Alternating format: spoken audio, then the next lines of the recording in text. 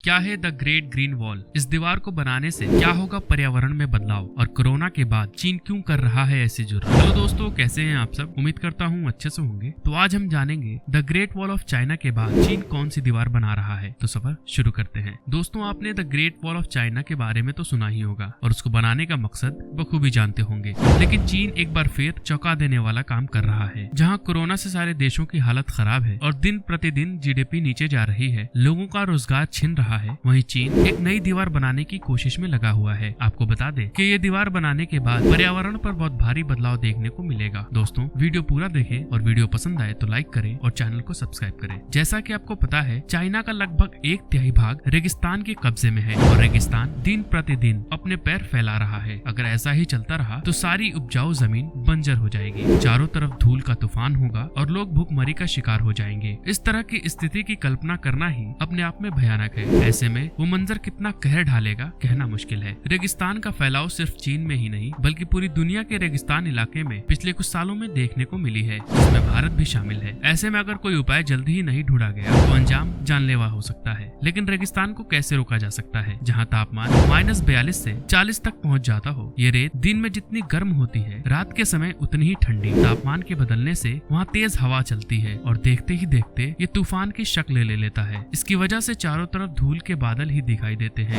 ऐसे में देखना तो दूर, सांस लेना भी मुश्किल होता है। लेकिन चीन ने एक बार फिर अपने तेज दिमाग और तकनीकी काबिलियत से दुनिया भर में हैरत कर देने वाला काम कर रहा है। चीन एक बार फिर एक बहुत लंबी दीवार बनाने में जुटा हुआ है। इस दीवार की मदद से रेगिस्तान को रोकने की कोशिश है। आपको बता दें, ये कोई पत्थर या ईंट की दीवार नहीं है, बल्कि पेड़ पौधों का इस्तेमाल करके रेगिस्तानी जमीन पर काबू करने की कोशिश है और इसमें वो कुछ हद तक कामयाब भी हो चुका है। 1978 में शुरू हुआ ये प्रोजेक्ट अब रफ्तार पकड़ चुका है और कहा जा रहा है कि 2050 तक ये दीवार पूरी हो जाएगी। द ग्रेट ग्रीन वॉल सिर्फ रेगिस्तान को समेटने का काम नहीं करेगी, बल्कि साफ हवा और अच्छी पैदावार में भी काफी मदद करने वाली है। साथ ही लोगों के लिए रोजगार का भी साधन बनेगी। आपको बता दें कि सबसे ज्यादा आबादी वाला देश चाइना अपने किसानों को ज्यादा तवज्जो देता है। चीन अपने अनाज बाहरी देशों से नहीं खरीदता, यही वजह है वो रेगिस्तान में भी खेती करने के नए नए तरीके ढूंढ रहा है। अब तक चाइना ने ग्रीन हाउस की मदद से पहले ही टमाटर, हरी सब्जियां और बहुत सारे सामान उगा चुका है। ये देखने में ठीक वैसा ही है जैसा आपने किसी हॉलीवुड मूवी में देखा होगा। चाइना ने इस काम को अंजाम देने के लिए अपने देशवासियों से भी मदद ली। पैदावार के लिए जरूरी सामग्री तो देता ही है, साथ ही चाइना अपने लोगों से तालमेल बनाए हुए है, जो देश को अलग ऊंचाइयों तक ले जाने में बहुत कारगर है। चाइना के रहने वाले हर एक नागरिक को अपने जीवन काल में 3 पौधे लगाने ही हैं और समय के अनुसार उनकी देखरेख भी करनी होगी। इससे न सिर्फ पेड़ों की तादाद बढ़ेगी बल्कि हमारे पर्यावरण को भी एक नई सांस मिलेगी, जिससे हमारी धरती पर जीवन और फल फूल सके। पेड़ों की कटौती की वजह से आज जानवर तो परेशान है ही, साथ ही इंसानों को भी तरह तरह की बीमारियों का सामना करना पड़ रहा है। उसके साथ ही लोगों का औसतन जीवन भी कम होता जा रहा है। जहाँ पहले के लोग 100 साल तक जीते थे, वहीं आज 60 साल तक भी नहीं जी पाते। पेड़ लगाने के शुरुआती दिनों में पहले ऐसे पौधे और घास लगाए गए जो उस वातावरण में आसानी से फल फूल सके। प्लेन की मदद से खाद का छिड़काव किया गया। धीरे धीरे टेक्निक और टेक्नोलॉजी की मदद से ये इलाका हरे भरे पेड़ पौधों में तब्दील हो गया। लेकिन कुछ लोगों की मानसिकता ये थी कि पेड़ लगाने से शहरों में प्रदूषण बढ़ रहा है, क्योंकि ये पेड़ हवा को निकलने नहीं दे रहे हैं। इसकी वजह से शहरों में प्रदूषण का स्तर बढ़ता जा रहा है। लेकिन प्रदूषण की समस्या सिर्फ चाइना में होती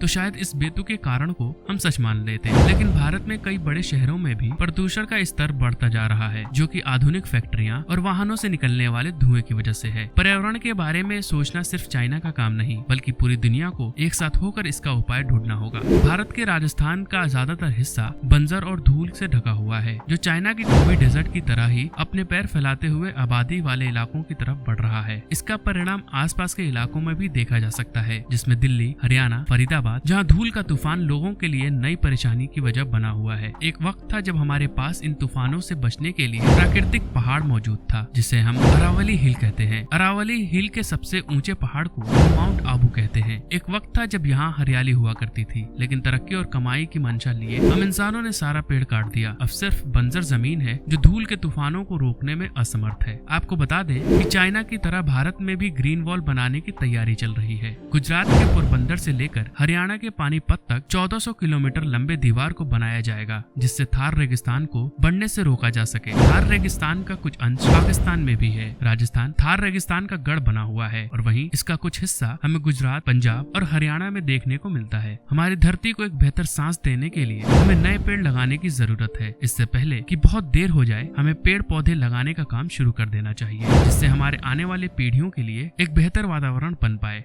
तो आज के लिए बस इतना ही। हमें कमेंट कर बताएं कि आपको एपिसोड कैसा लगा। हम आपसे मिलेंगे अगले एपिसोड में। Stay safe, stay happy.